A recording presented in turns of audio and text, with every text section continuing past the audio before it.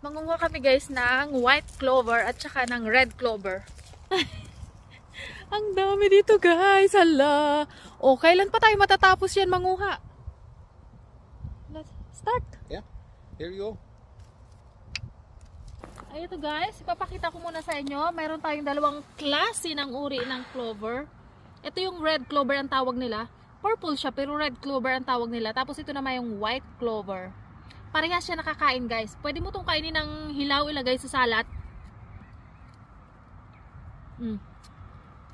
Matamis siya. Gawa ng mga bubuyog. Ayan oh.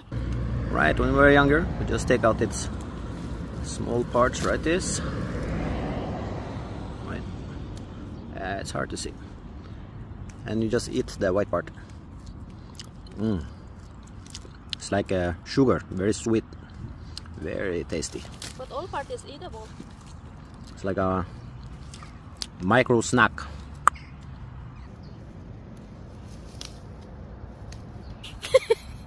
Tagahawak.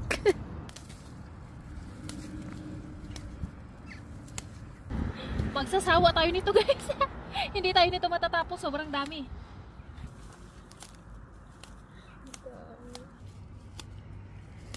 Enjoying stealing bees food. No. Adik oh. Oh.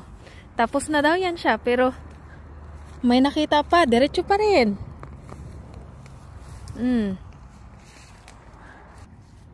Yeah, today's catch. Boom. Dami. Ang dami nyo nakuhang red clover oh.